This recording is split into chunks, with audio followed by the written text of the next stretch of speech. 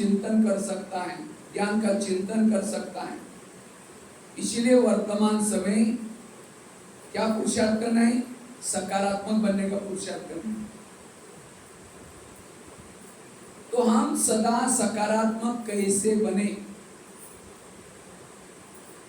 अगर निगेटिव सोचेंगे, विरल सोचेंगे, विरल सोचने वाला का दिमाग ठंडा होता है, गर्म होता है? गर्म। और जिसका दिमाग गर्म होता है उसके दिमाग में केमिकल उतरते, बीमारी होती है। विरल सोचने वाला योग नहीं लगा सकता। योग में बैठेगा, लाल लाइट चल रहा है, गीत बज रहा है, शुरू करिए मैं आत्मा हूँ, शांत स्वरूप हूँ। फिर कहेंगे मेरे गुरु ने क्यों बोला? फिर कहेंगे ठीक है मैं आत्मा हूँ, शांत स्वरूप हूँ। फिर कहेंगे 15 दिन पहले भी तो बोला था। वो योग लगाने के बजाय उसका मन भटकेगा, बुद्धि भटकेगी। सो विरल सोचता है उसका मन भारी होता है, और जिसका मन भारी है, भारी मन परम धाम में नहीं जाता। एक लोहे का मन लेकर के ऊपर फेंको, जाएगा? लोहे का मन ऊपर थोड़ी जाएगा, क्योंकि वह भारी है। इसी तरह जिसने विरल सोच करके मन भारी बनाया, भारी मन परम धाम में नहीं जाएगा। तो मन को कैसे रखो? हल्का। मन हल्का और बुद्धि। आकाश के चंद्रमा को पानी में देखना है तो पानी कैसा चाहिए? स्थिर चाहिए, स्वच्छ चाहिए। परम धाम के बाबा को मन में देखना है, मन स्थिर चाहिए, स्वच्छ चाहिए। इसलिए व्यर्थों से मुक्त बनो।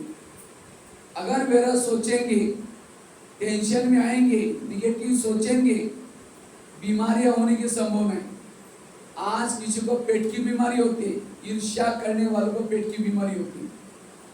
इसलिए कहते हैं ना, तो मेरे को देख करके तुम्हारे पेट में जलन होता है क्या? आज किसी को दूर का कम दिखता है, दूसरे की बुराई को आंखें फाड़ फाड़ के देखेंगे। जो आंखें फाड़ता, बड़ी बड़ी करता हो, उसकी आंखों की पुतली बन जाती है। फिर डॉक्टर के पास जाएंगे, कहेंगे डॉक्टर जी मुझे आजकल धुंधला दिखता है। कहेंगे चश्मा लगाना पड़ेगा। चश्मा तो लगाया, फिर भी बुराई देखना नहीं छोड़ेंगे, नंबर बढ़ता ही जाएगा। आज किसी का ब्लड प्रेशर बढ़ गया, बीती हुई बातों को याद किया, ब्लड प्रेशर बढ़ गया। नदी में नहाने के लिए गए, नहा के वापिस आए, फिर दोबारा नहाने के लिए गए, पहला पानी कहाँ गया? कहाँ गया? वो तो पहला पानी आगे निकल करके गया। आज जब गए तो दूसरा पानी ऊपर से आए। इसी तरह आज किसी ने हमको 2 साल पहले कुछ बोल दिया, अपमान किया, हमने उसको ऐसे पकड़ के रखा है, ये ही ऐसा। अरे पहले 2 साल पहले बोला था, उसके विचार बदल गए, वो ऐसा नहीं है। इसलिए किसी की भी बातों को ये नहीं करना। आज किसी को जॉइंट पेन होते गुस्सा करने से, आज किसी को स्पॉन्डिलाइट होता है, गले का प्रॉब्लम, रास्ते में जा रहे सब्जी लाने के लिए, जा रहे मार्केट में, देखेंगे वो क्या करती है, वो क्या करता है, इधर उधर देखने वालों को स्पॉन्डिलाइट। फिर डॉक्टर के पास जाएंगे, कहेंगे डॉक्टर जी मेरे गले में कुछ अकड़न हो रहे। तो डॉक्टर चेक करता आपको स्पॉन्डिलाइट हुआ। और डॉक्टर क्या करता है, बड़ा सा एक पट्टा लगाता है। जब पट्टा लगेगा 6 महीना ना इधर देखेंगे ना इधर देखेंगे, सीधा देखते चलना पड़ेगा। अगर पहले सीधा देखो तो प्रॉब्लम होगा ही। तो वास्तव में जो शरीर की बीमारी होते हैं, क्यों होते हैं? टेंशन से। इसलिए आजकल डॉक्टर के पास जाते हैं, क्या बोलता है? ज्यादा सोचो नहीं, टेंशन भी नहीं आओ, लेकिन उसके लिए कोई टैबलेट देता है? वास्तव में ब्रह्मा कुमारी का केंद्र एक बहुत बड़ा हॉस्पिटल है। ये क्या है?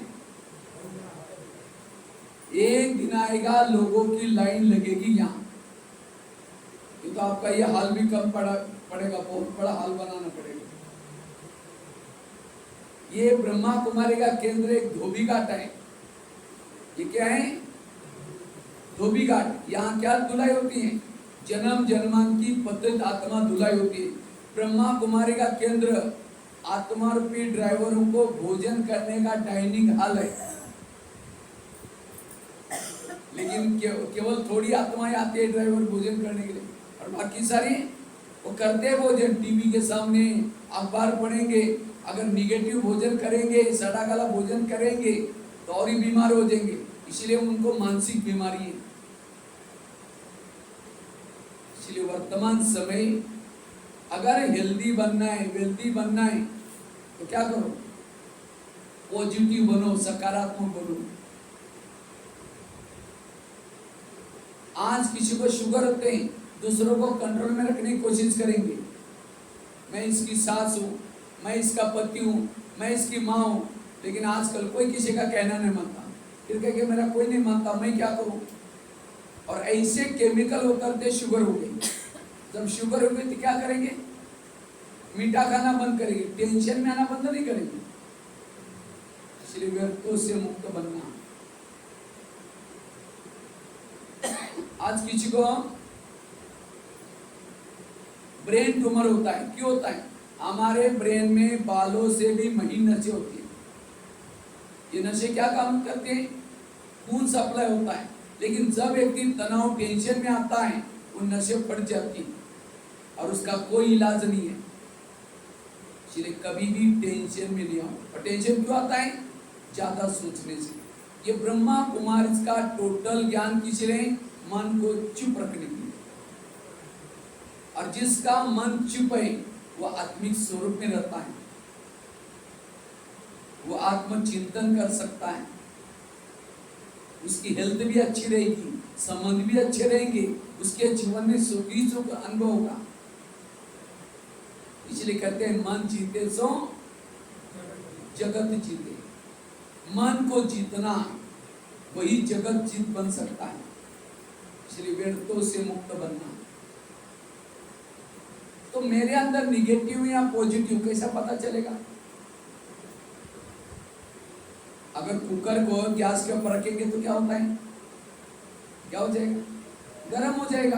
गर्म होते होते सीटी मारना शुरू करेगा। कुकर सीटी मारेगा तो सब्जी पकाएगा, लेकिन कोई मनुष्य सीटी मारेगा तो मनुष्य सीटी मारेगा तो ये क्यों हुआ, मेरे साथ क्यों हुआ, ऐसे कैसे हुआ, क्यों क्यों करते नफरत करेंगे, घृणा करेंगे, गुस्सा करेंगे। गुस्सा है सीटी, और सीटी एक दिन से नहीं मचती, गुस्सा एक दिन से नहीं आता। कई दिनों से नफरत आएगी, घृणा आएगी, फिर गुस्सा करेंगे। और एक सेकंड के गुस्से में व्यक्ति क्या करेगा उसका भरोसा नहीं है। इसलिए व्यर्थों से मुक्त बनना। तो मेरे अंदर गुस्सा है, मैं निगेटिव या पॉजिटिव, बीच बीच में ताली भी बजाते रहना। कोई पॉइंट अच्छी लगी तो ताली बजाना। ताली कोई मेरा उम्र बढ़ाने के लिए नहीं, लेकिन कोई सो रहा है तो जग जाएगा। मैं देख रहा हूँ कहीं तो आंखें बंद कर दी आए यहाँ, और उसकी आंखें बंद है तो भी अपसेंट है। यहाँ होते हुए क्या हो? जिसकी आंखें बंद है उसका कान भी। अब जिसका आंखें बंद, कान बंद, वो क्या सुन रहे? कुछ नहीं सुन रहे। इसका जमा होगा कुछ भी। अब वो नींद करेगा, वो तो बाजू वाले भी दो चार वो भी सो जाएंगे। इसलिए उमंग से सुनना। कोई भी पॉइंट सुनते तो कैसे सुनो? उमंग। क्योंकि मैं तो बच्चों को सिखाने वाला हूँ, मैं देखता हूँ कि कैसे सुन रहे। क्लास हमेशा कैसे सुनो?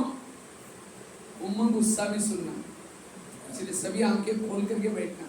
जिसको नींद आते उठ करके पीछे जाकर बैठना, सामने नहीं। ठीक है? तो मैं आपको बता रहा था, मैं निगेटिव या पॉजिटिव, मेरे अंदर टेंशन है, मेरे अंदर निगेटिव, कैसा पता चलेगा? सामने से कोई आ रहा है, उसको आते ही रास्ता काट रहे, उसको देखना पसंद नहीं कर रहे, इसका मतलब आप उसके लिए कैसे हैं? निगेटिव है। अगर आपके कोई पति की महिमा कर रहे, अरे तुम्हारा पति तो बड़ा अच्छा है, हाँ तेरे को क्या पता, वो तो राक्षस है, राक्षस, मैं कैसी उसके साथ रहती हूँ मुझे पता है। तुमने दूर से देखा, अगर पति की महिमा नहीं सुन रहे, इसके लिए पति लिए क्या है? निगेटिव। कोई सास की महिमा कर रहे हैं, अरे तुम्हारे सास तो बड़ी देवी है, अरे वो क्या है बुढ़िया, मैं जानती हूँ। अगर पति की महिमा नहीं सुन रही, सास की महिमा नहीं सुन रही, अब क्या है उसके लिए? निगेटिव। किसी को मदद नहीं करें तो माता जी को पीछे बिठा दे। माता जी आप पीछे बैठो, वहां जाकर पीछे, हाँ पीछे पीछे चेयर चेयर पर बैठो। एक चेयर लेकर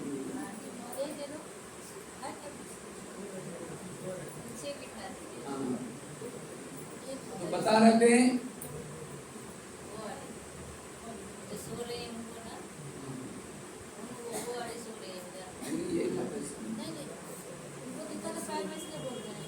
रहता है आप दिक्कत वाले को कुर्सी में, सोने वाले को पीछे से। वो मालती माता जी के पेट दुख रहा था, ऊपर से आए। तो मैं आपको बता रहा था पीछे बैठ जाइए, पीछे पीछे बैठ जाइए। कभी भी हमें निगेटिव नहीं सोचना। कैसे सोचो? पॉजिटिव। और जितना पॉजिटिव सोचेंगे खुश रहेंगे। इसलिए आज से हमें विरोधों से क्या करना है? मुक्त, सदा खुश रहना है। रहेंगे सदा खुश। तो खुश रहने के लिए, व्यर्थों से बचने के लिए हम करें क्या? आजकल डॉक्टर के पास जब जाते हैं, डॉक्टर क्या बोलता है? बीमारी से बचने के लिए डॉक्टर क्या बोलता है? कड़वी चीजें खाना पसंद करो, करेले खाओ, कड़ू नीम के पत्ते खाओ, मेथी के लड्डू खाओ। आजकल ये डॉक्टर सजेशन देता है। और आजकल कई नीम के दातुन मिलते हैं, नीम का क्या क्या बनाते हैं। नीम मतलब वो कड़वा नीम की बात नहीं। अगर मुझे हेल्दी बनना है तो उसी कड़वी चीजें खाओ। किसी ने अपमान किया, किसी ने निंदा किया, उसको पेट में संभाल कर रखो, इधर उधर नहीं फैलाओ। श्री गणपति उत्सव हुआ ना कल ही, मुझे लगता है क्या था, अनंत चतुर्थी थी। गणपति को क्या बोलते हैं? विघ्न विनाशक का देवता बोलते हैं। विघ्न विनाशक क्यों है? गणपति का पेट कैसा है? बड़ा। पेट बड़ा अर्थात हमें कोई कुछ भी बोलता उसको पेट में रखना है, इधर उधर नहीं फैलाना है, तब विघ्न विनाशक बनेगी। और गणपति को हाथी की आंखें दिखाते, हाथी की आंखों को छोटी चीज बड़ी दिखती है। और गणपति किसका पुत्र था? शिव जी का पुत्र था। कहते हैं शिव जी ने गणपति का क्या किया? सिर काट दिया। वास्तव में संगम युग का यादगार है। आज हम भी किसके पुत्र हैं? परमात्मा के पुत्र। लेकिन परमात्मा ने हमारा सिर काटा। कौन सा? हम आसुरी बुद्धि वाले थे, लौकिक वाले थे। ये मेरे बच्चे, मेरा परिवार, मेरा, वो सिर काट दिया और ज्ञानी वाला सिर दिमाग लगाया। अभी हमारे बुद्धि विचार है, सब मेरे परिवार, सारे आत्मा भाई भाई। तो ये सिर, हाथी का सिर, ज्ञानी का सिर लगाया। और हाथी बड़े बड़े कान होते हैं। कहते हैं हाथी हमेशा कान क्या करता है? हिलाता है। क्यों? अगर चींटी भी गई वो मर जाता है, इसलिए हिलाता है। अगर मुझे विघ्न विनाशक बनना है, हमें भी कान हिलाना है। कौन से? अटेंशन रूपी कान हिलाना है। कोई भी परचिंतन, निगेटिव बातें, विरत बातें सुनाए, उसको सुनना नहीं। लेकिन हम क्या करता हो? क्या हम जानबूझ करके करते? अच्छा और क्या हुआ? वो उठ के भी जा रहे हैं, भाई तो ना चाय पानी पी के जाना, बताओ ना क्या हुआ। तो विघ्न और पैदा होगी और समस्या आएगी। इसीलिए कभी भी परचिंतन नहीं सुनना। और गणेश जी का क्या दिखाते हैं? एक पांव ऊपर, एक पांव नीचे। अर्थात ज्ञानी आत्मा को लगता है अब घर जाना है, अब घर जाना है, इसी खुशी में रहता है। और गणेश जी को मोतीचूर लड्डू चढ़ाते या फिर मोदक चढ़ाते। लड्डू क्यों चढ़ाते हैं? लड्डू बूंदी वाला लड्डू होता है। अर्थात विघ्न विनाशक बनने के लिए ये जो मीठा सा संगठन बाबा ने बनाया, उसके साथ आकर के 1 घंटे के लिए रहो। रोज यहाँ सवेरे 1 घंटे के लिए आओ। एक एक बूंदी है आप लोग सभी। अगर बूंदी संगठन में नहीं आएगी, अकेली हो जाएगी बूंदी, तो चिटिया सब उसको बिल में लेके जाएंगे, खत्म करेंगे, चट कर देंगे। इसीलिए रोज हमें संगठन में आना। तो यहाँ संगठन में आएगा वो कैसा रहेगा? निर्विघ्न रहेगा। कई तो 15 दिन आते ही नहीं, 8 दिन आते ही नहीं, तो माया चिट्ठी खत्म कर देगी। इसलिए रोज हमें सवेरे शाम, सवेरे आओ 1 दिन या शाम को आओ, लेकिन आना जरूर है यहाँ। और जो यहाँ आता है वो कैसा रहेगा? विघ्न विनाशक रहेगा। तो गणपति का एक एक अंग हमें विघ्न विनाशक बनने की प्रेरणा देता है। और गणपति का पिता कौन था? शिव। जिसका पिता ही शिव मतलब कल्याणकारी है, उसके जीवन में कोई भी समस्या नहीं आ सकती। आएगी भी उस समस्या से कल्याण ही होगा, अकल्याण नहीं होगा। इसलिए व्यर्थ नहीं सोचो। और गणपति की माँ कौन थी? पार्वती। जिसकी माँ पार्वती माना पार्वतन में रहने वाली, जिसका परिवार ऊपर है, उसके जीवन में विघ्न कुछ भी नहीं। और उसका भाई कौन था? गणेश। गणेश का भाई कार्तिकेय। और वो कैसा था? कार्तिकेय कुमार था, कुमार कार्तिकेय ब्रह्मचारी था, जिन्होंने अपने पवित्रता को भाई बनाया, उसके जीवन में विघ्न कभी नहीं आई। पवित्रता को क्या बनाओ? भाई बनाओ। कभी भी पवित्रता का उल्लंघन, तब जाकर के विघ्न विनाशक बनेंगे। इसलिए आज बाबा ने काम की चोट सबसे बड़ी पाप कर्म है। और क्या दिखाते हैं? जिसका बाप शिव कल्याणकारी, जिसकी माँ पार्वती, जिसका भाई कार्तिकेय, उसके जीवन में रिद्धि और सिद्धि पीछे आएगी। अर्थात जीवन में सफलता, उसकी पत्नियां कौन थी? रिद्धि और सिद्धि, अर्थात वो जीवन में सफलता प्राप्त करेगा। इसलिए हम सभी कौन है? जिस घर में एक एक गणेश रहता है, निर्विघ्न आत्मा रहते हैं, उस घर में विघ्न कैसा आएगा? अगर विघ्न आ रहे हैं, गणेश में कोई प्रॉब्लम है, आपके अंदर प्रॉब्लम है, इसलिए पूरा घर भी विघ्न में। इसलिए आप पहले निर्विघ्न बनो, पेट भरा अर्थात व्यर्थ नहीं सुनो, व्यर्थ बातों को अंदर रखो, कान से व्यर्थ नहीं सुनना।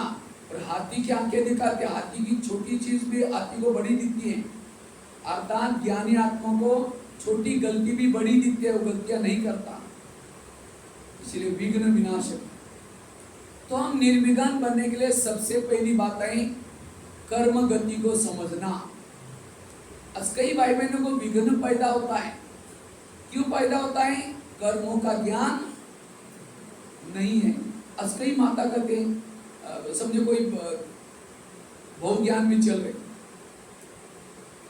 और सास उसकी ज्ञान में नहीं है, वो सास उसको बहू को तंग करती है, परेशान करती है, तो क्या बहू का योग लगेगा?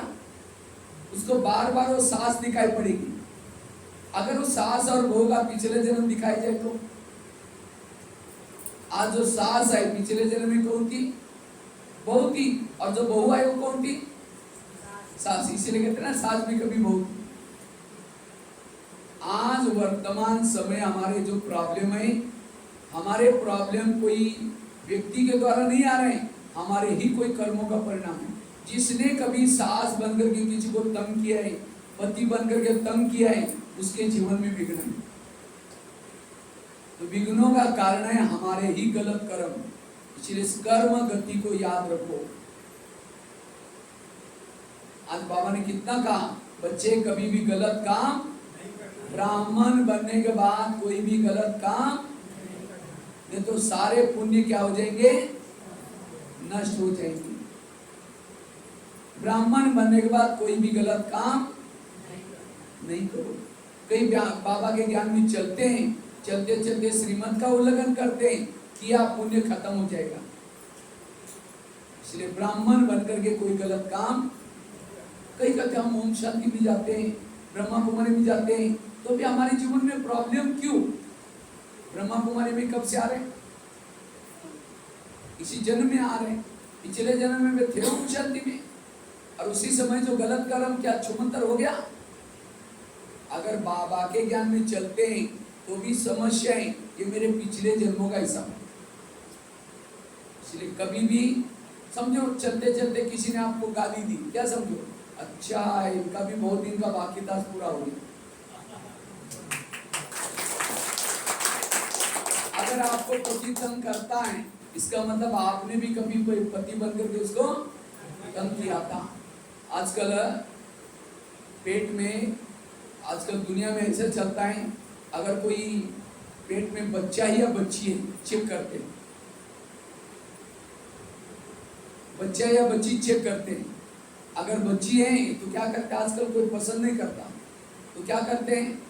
उसके लिए मम्मी भी मिला है, पापा भी मिला है। अगर मम्मी कहते हैं मेरा बच्ची है, बच्ची हुआ, बच्चा हो, मुझे कुछ चेक नहीं करना है, तो नहीं होता। लेकिन माँ को भी लगता है अगर बच्ची है तो दहेज देना पड़ेगा, पढ़ाना पड़ेगा, खर्चा करना पड़ेगा, इसीलिए डॉक्टर के पास जाएंगे, मशीन से चेक करेंगे। और डॉक्टर भी कहता नहीं, ये गवर्नमेंट का कायदा नहीं है, मैं नहीं कर सकता हूँ, तो भी नहीं होगा, उसको लालच आ गई, पैसा मिल रहा है। अगर मम्मी भी, वो नर्स भी कहती नहीं, मैं पुलिस वालों को बोलूंगी, नर्स को भी पैसा मिल रहा है, नर्स मिली है, पापा मिला है, मम्मी मिली है,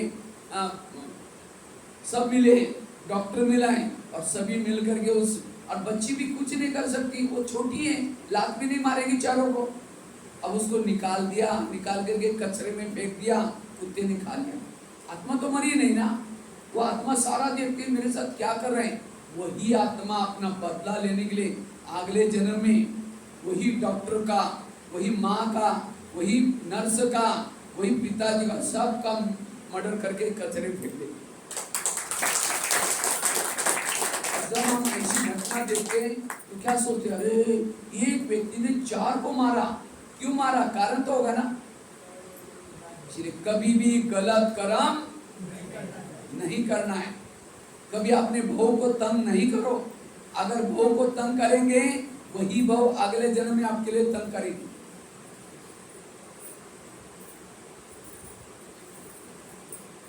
इसलिए इस कर्म, इसका थोड़ा आवाज बढ़ा देना।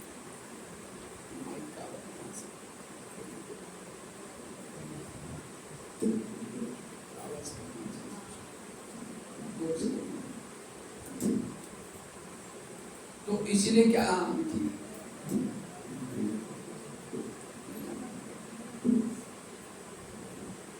तो इसलिए क्या करना है, इस कर्म गति को समझ करके चलना है। और जो इस कर्म गति को समझता है उसके संकल्प नहीं चलेंगे।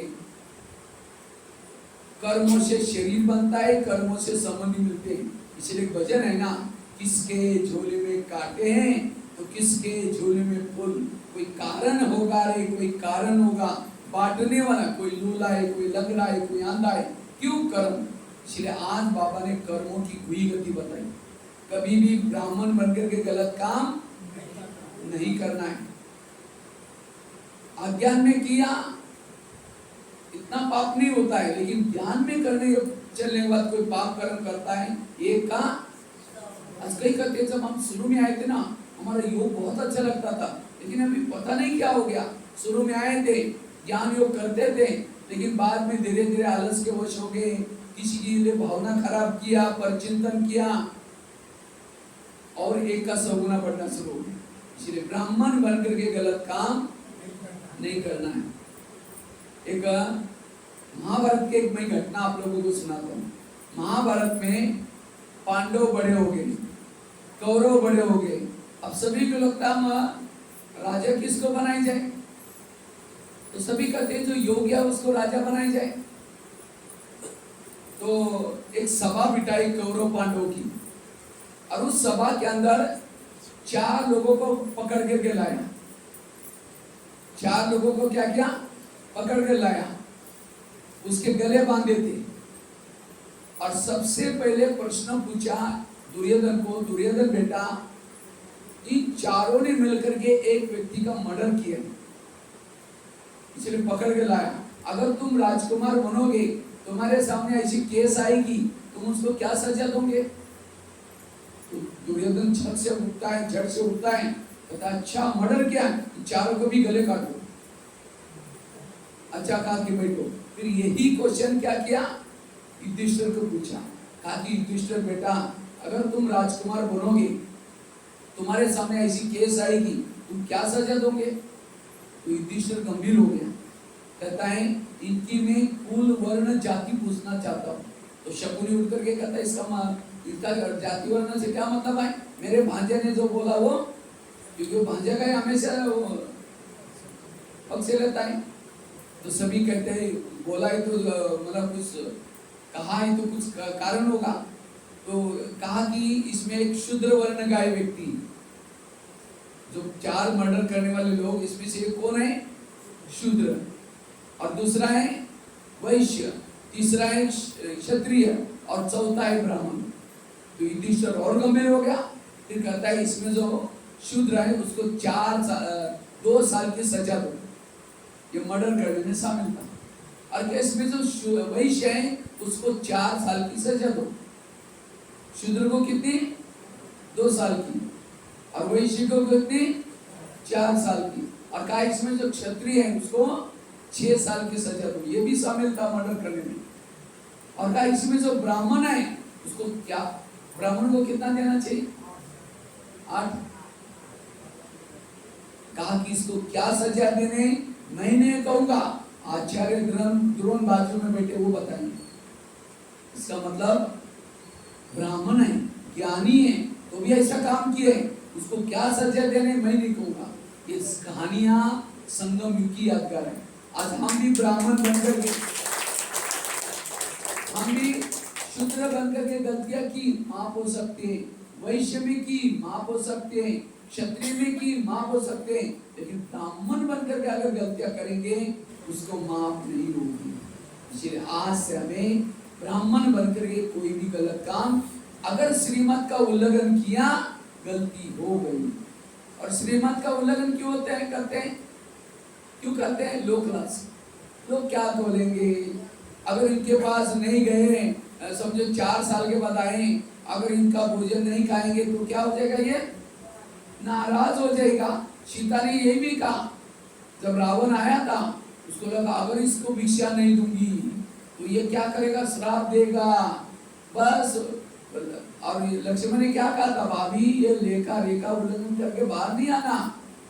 फिर भी उसने अपने श्रीमत में क्या मिलाया, मन मत, और श्राप देगा इसलिए बाहर आई, रावण उठा करके ले गया। इसी तरह हम भी बाबा के श्रीमत है, बच्चे शुद्ध भोजन खाओ, बाहर का नहीं खाओ, लेकिन हम अपने श्रीमत में क्या मिलाते हैं, बेचारा नाराज हो जाएगा।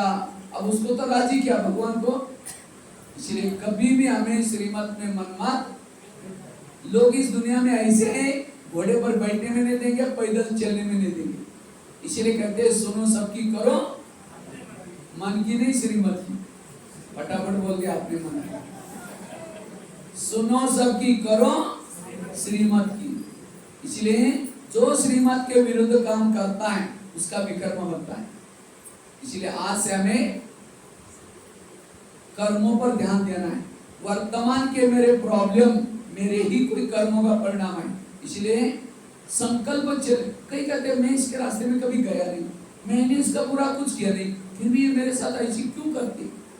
टाली कभी एक हाथ से टाली के लिए कितना चाहिए। अगर कोई आपको गलत काम करता है, गलत बोलता है, इसका मतलब आपने भी कभी किया था। एक बहुत सुंदर मैं घटना को सुनाने जा रहा हूँ, इसको बड़े ध्यान से सुनना। आपको कोई तंग करता है, कोई परेशान करता है, क्यों करता है उसका कारण आपको पता चलेगा। एक आगरा में एक पति पत्नी रहते थे, बड़े ध्यान से सुनना, मैं प्रश्न में पूछूंगा फिर। आगरा में एक पति पत्नी रहते थे, गरीब थे, झोपड़पट्टी में रहते थे।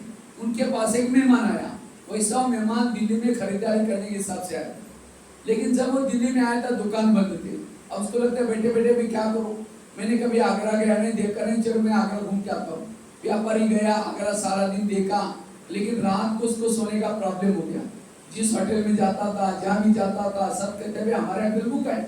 अब उसको लगता है रात को कहाँ सो जाओ, अगर कहीं बस स्टैंड पर सो जाओ बैग चोरी हो जाएगी, अगर कहीं स्टेशन पर सो जाओ तो भी चोरी हो जाएगी, क्योंकि बैग में करोड़ रुपए पड़ गए। अचानक उसको याद है मेरे गरीब पति पत्नी, चलो उनके पास जाता हूँ। रिक्शा करके गए, खाना खाया, बातें की, सब कुछ की। सोने से पहले उसने अपनी बैग खोली तो बैग में करोड़ रुपए पड़े थे। तो गरीब की पत्नी की नजर बैग में गई, देखा इसके पास 50 के, 100 के, 500 के बहुत सारे बंडल है। उसको लगता है 2-4 बंडल हमको मिल जाए तो हमारी गरीबी क्या हो जाएगी, दूर हो जाएगी। रात भर नींद नहीं आई, 12 बजे बाहर गई, बड़ा सा पत्थर लाया, क्योंकि बैग सिराने थी, और पत्थर सीधा उस मेहमान के सिर में मार दिया। उसका तो मर्डर हो गया। पति की नींद खुली, पति कहता है ये क्या हो गया, कहता अब हमारी गरीबी दूर होगी, कितना पैसा है देखो। पति तो डर गया, ये बात किसी पुलिस वालों को पता चलेगा, लोगों को पता चलेगा, जेल की सजा होगी, कहाँ की किसी को पता नहीं चले देंगे।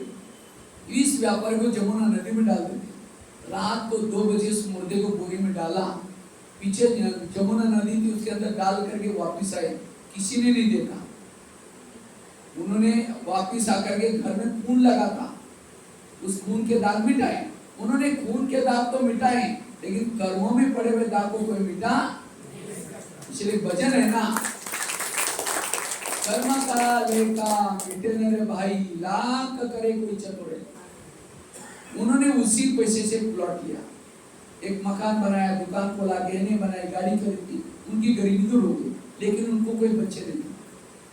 दोनों ही पति पत्नी थे। कुछ साल के बाद एक बच्चा हो गया, और एक ही बच्चा था, खिलाया पिलाया, कलेक्टर बनना जितना पढ़ाया। अचानक उस बच्चे को टाइफाइड हो गया। तुमको लगता है इस बच्चे को कुछ नहीं हो जाए, बड़े से हॉस्पिटल में इलाज किया, बहुत खर्चा हुआ, बनाए थे गहने बेचे, बच्चे का इलाज किया, बच्चा ठीक नहीं हुआ।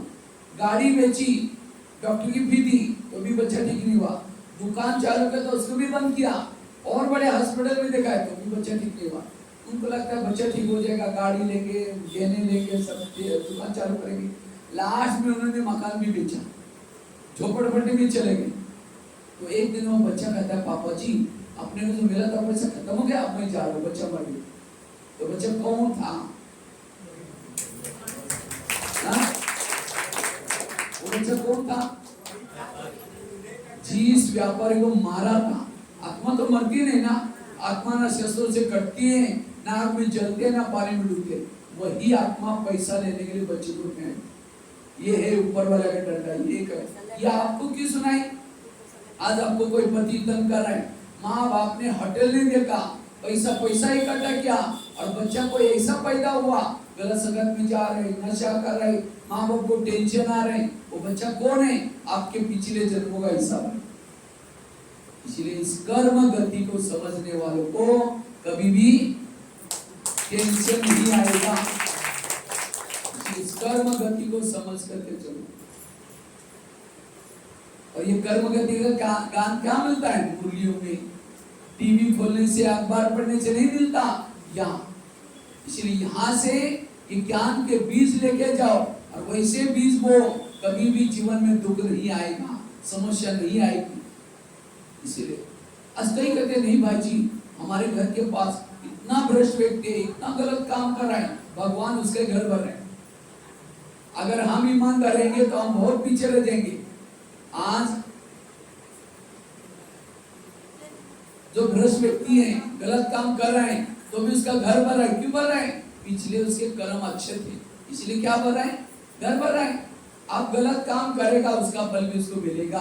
भगवान के घर में देर है, लेकिन अंधेर नहीं है। इसलिए दूसरों को देख करके कभी भी गलत काम नहीं करना।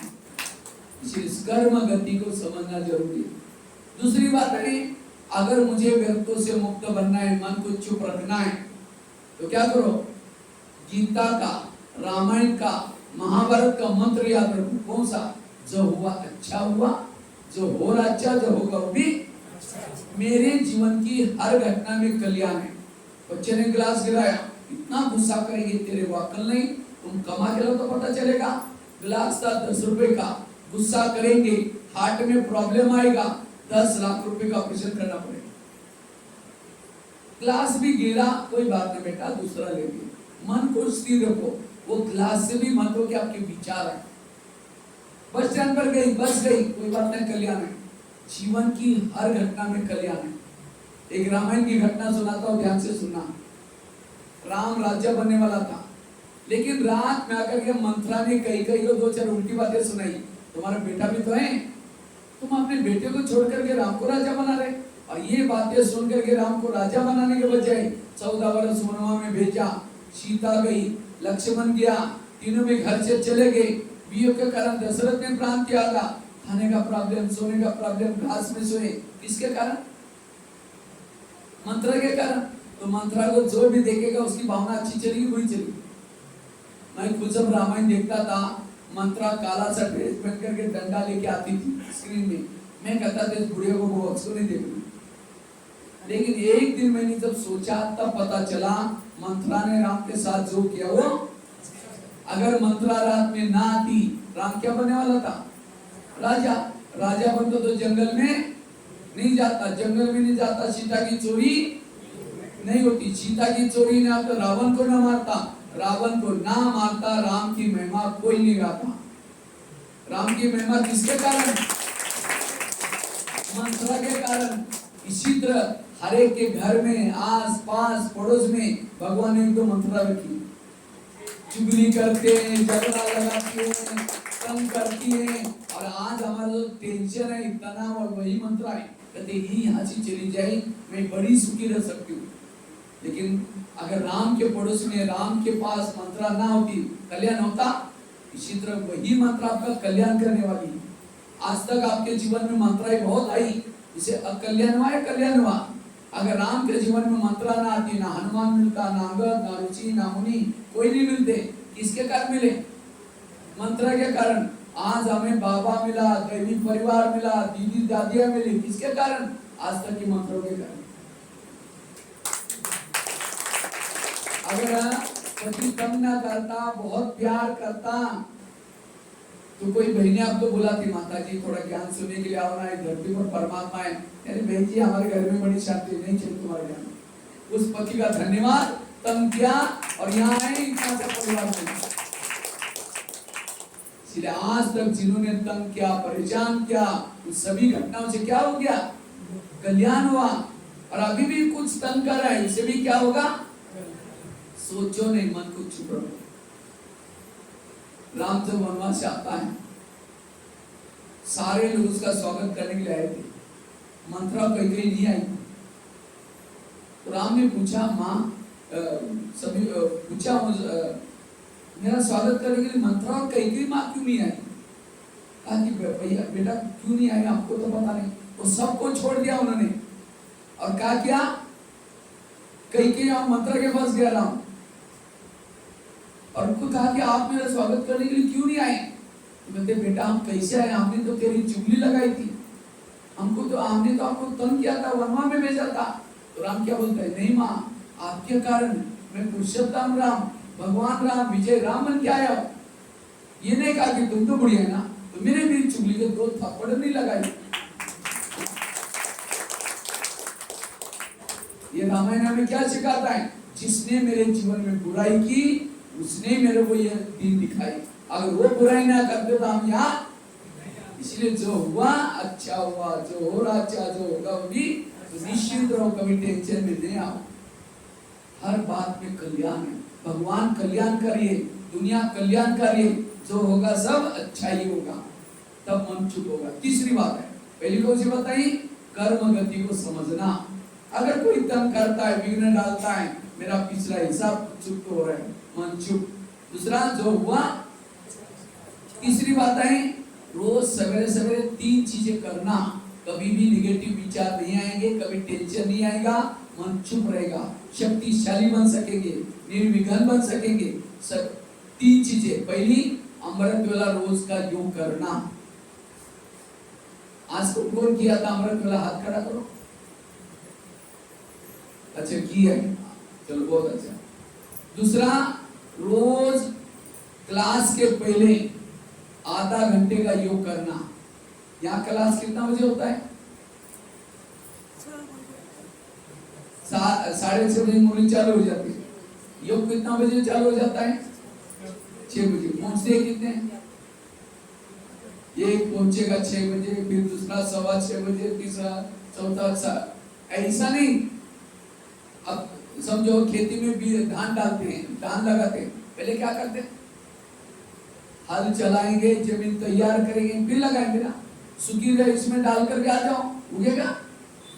इसलिए बुद्धि रूपी खेती में ज्ञान का बीज डालना है, पहले उसको हल चलाओ, अर्थात योग लगाओ।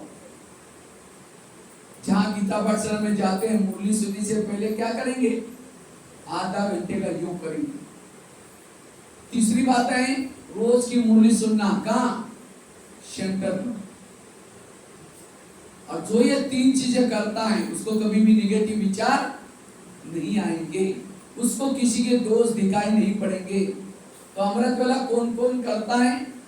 हाथ तो खड़ा किया, लेकिन अमृत वेला का चुपचाप आपका कोई वीडियो बनाई जाए, आपको पता भी न चले, और उसी वीडियो को 10 बजे आपको दिखाई जाए, ये सवेरे का अमृत वेला का आपका वीडियो। देखिए मेरा है, मैंने ऐसा किया था, दीवार के सहारे बैठे, मुंह खुला के बंद है। 2 बार मच्छर अंदर भी गया और बाहर भी गया, पता नहीं चला। हाँ, नीचे झुक रहे, ऊपर उठ रहे। अगर ऐसा क्यों करेंगे, आत्मिक स्थिति नहीं बनेगी, टेंशन खत्म नहीं होगा, गुस्सा खत्म नहीं होगा। इसलिए अमृत वेला आंखें खोल करके बैठना, और केवल खोल के भी नहीं।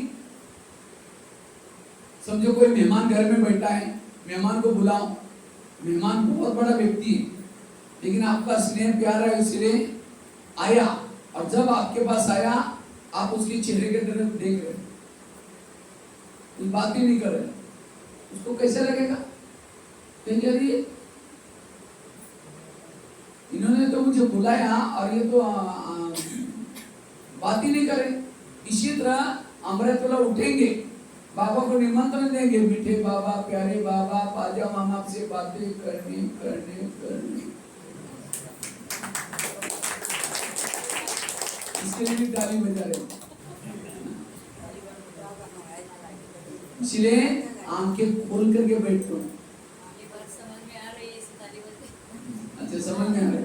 हाँ, प्रैक्टिकल मैं आपको बताया। समझो कोई मेहमान को बुलाओ और मेहमान आने से पहले अंदर से कुंडी बंद करके बैठो, दरवाजा बंद करके बैठो, और मेहमान बेल बजा रहे, घंटी बजा रहे, दरवाजा नहीं करो, उसको कैसा लगेगा?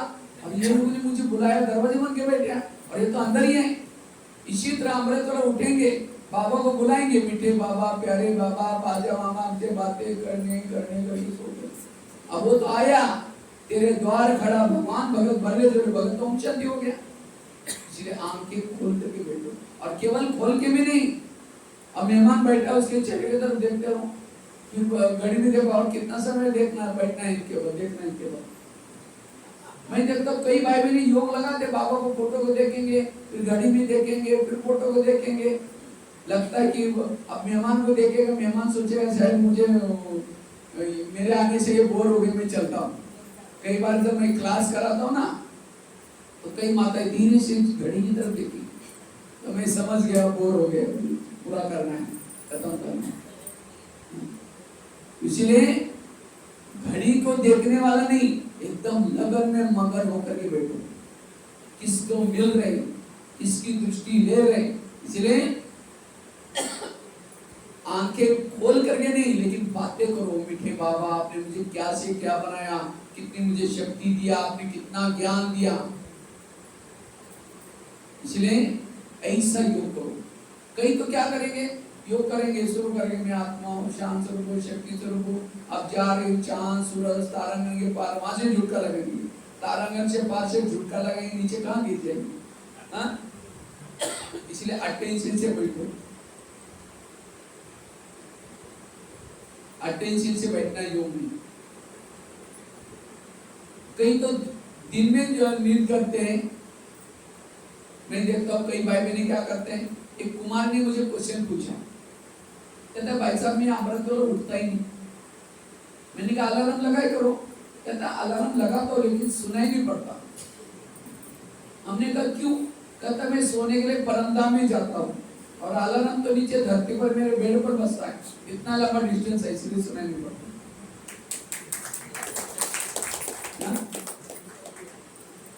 एक कुमारी ने मुझे क्वेश्चन पूछा, कहते भाई साहब मैं अमृतवेला उठती हूँ लेकिन परंदा में नहीं जाती हूँ। हमने कहा क्यों? कहते उसी समय हमारे घर के ऊपर बहुत अंधेरा रहता है। देखो कैसे कैसे क्वेश्चन करते हैं। हमने कहा थोड़ी आप क्या शरीर को, आपको कोई शरीर तो आपका घर में है, सेफ है, आत्मा भी आपकी शरीर में है, मन बुद्धि को कोई पकड़ता है? तुम देखो कैसे कैसे क्वेश्चन पूछते हैं। इसलिए अमृतवेला बाबा कहते हैं रोज मैं तुम्हारे घर में आता हूँ। बाबा दिखाई पड़ता है आप लोगों को? आपके घर में बाबा आता है, दिखता है? अगर कोई शराब पी करके गटर में पड़ा है, कहता है 10 रुपए ले लो, घर में जाकर के कोई कहता है सो जाओ, लेकिन शराबी क्या बोलता है, मैं राजा हूँ, मुझे कुछ नहीं चाहिए। अब गटर में गिरा है, लेकिन क्या समझता है? क्योंकि बेहोश है, नशे में। इसी तरह अमृतवेला बाबा भी वरदान को झोला लेके आता है, कहता है मुझे कुछ चाहिए, लेकिन हम निद्रा में ऐसे झूम रहे, नहीं चाहिए, मैं राजा हूँ। इसलिए अमृतवेला होश में बैठना भगवान भाग्य में लिख रहे। इसलिए योग कई क्या करेंगे, योग में आते समय रास्ते में देखेंगे सब्जी वाला जा रहा है, गाड़ी वाला जा रहा है, फिर सोचे वाह इतनी अच्छी सब्जी है, चलो शाम को आज इसकी सब्जी बनाएंगे। यहाँ करके बैठे, शुरू करके मैं आत्मा हूँ, शाम शुरू को फिर सोचे यार थैले तो लाए नहीं, झोला तो लाए नहीं, सब्जी कैसे रखे थे? फिर कहेंगे ठीक है मैं आत्मा हूँ, शाम स्वरूप हूँ, शक्ति स्वरूप हूँ। फिर सोचे कि गैस के ऊपर जो दूध रखा था शायद उसको बंद किया है, ऐसे चल रहे हैं, चलो कोई बुझा देगा, मैं आत्मा हूँ, शाम स्वरूप हूँ, शक्ति स्वरूप हूँ। फिर सोचा रहे घर में तो मेहमान आने वाला था, मैंने सोचा था उसके लिए छोले चने बनाऊं, लेकिन रात को तो भिगा ही नहीं, चलो कुछ और बना के मैं आत्मा हूँ, शाम स्वरूप, लाल लाइट की सफेद लाइट होगी। हाँ? अगर ऐसा योग करेंगे आत्मिक स्थिति कैसी बनेगी, व्यर्थ खत्म कैसे होगा। इसलिए योग में अटेंशन से बैठो, ऐसी व्यर्थ बातों का चिंतन ना करो। भक्ति मार्ग में ये क्या, माला जप रहे राम राम राम राम, देखना भाई बिली दूधना पे राम राम राम राम। इसलिए अटेंशन से बैठना। तो इसलिए अमृत वाला योग अच्छा। दूसरा है क्लास के पहले योग। तो कल से क्या करेंगे, कितना बजे आएंगे सभी, 6 बजे सबको क्या करना है, पहुंचना है। माइक बहन को किसी को बिठा देंगे, एक कम से कम मधुबन में जाने तक करो। मधुबन जाने के लिए और 1 महीना है, हाँ 1 महीना है। तो 1 महीना तक आप क्या करना, बाहर एक बहन को बिठाना, और जो 6 बजे बराबर 6 बजे आएगा उसको पहला नंबर में नाम लिखना। 6:15 बजे आएगा उसका दूसरा नंबर में, और 6:30 बजे आएगा उसका तीसरा नंबर में। और जो पहला नंबर 6 बजे से पहले जो आएगा उसको खास मधुबन में या यहाँ जाने से पहले उसका सम्मान करके जाना, लेके जाना, ठीक है। क्योंकि क्लास के पहले योग जरूरी है। क्योंकि संगठन का योग आपको कब मिलता है, कब मिलता है, केवल क्लास के पहले। बाकी शाम को नमाज़ अमृत वाला घरों में अकेले करते हैं, और वो संगठन का योग मिस करेंगे तो क्या होगा, इससे सेंटर का वायुमंडल शक्तिशाली बनेगा। इसलिए क्लास के पहले योग। और तीसरा, रोज की मुरली सुनना। कौन कौन सुनता है, सभी सुनते, लेकिन मुरली कहाँ सुनना है, कहीं तो सुनते बहन जी हमने सुन ली, कहाँ, मोबाइल में, व्हाट्सएप में, पीसा टीवी में सुन ली, वो नहीं, क्लास में सुनना है। अगर व्हाट्सएप में मोबाइल में सुनेंगे सत्युग में नहीं आएंगे, कहाँ जाएंगे फिर, त्रेतायुग में चले जाएंगे। इसलिए मुरली समूह मजबूरी किसी के है, किसी की बातें वो बात अलग है। ये लॉकडाउन में इसीलिए ऑनलाइन भी सुनने का चांस दिया था, क्योंकि आने जाने का प्रॉब्लम था। इसीलिए एक एकलव्य था भील, द्रोणाचार्य के पास जाता है और कहता है मुझे नंबर 1 चाहिए, मैं अर्जुन से भी ऊंचा हूं, लेकिन उसको नंबर 1 नहीं दिया। नंबर 1 किसको दिया, अर्जुन को दिया। क्यों, अर्जुन सामने सिखाता, और द्रोणाचार्य एकलव्य कहाँ सिखाता। उसको पूछे तुम्हारा गुरु को है, कहता अब ये, कहता मैंने तो, मेरे पास कभी आए नहीं, चलो मैं दिखाता हूँ। लेके जाकर ये जंगल में पुतला बनाकर रखा था द्रोणाचार्य का, पुतले के सामने सिखाता, इसलिए उसको नंबर 1 नहीं मिला।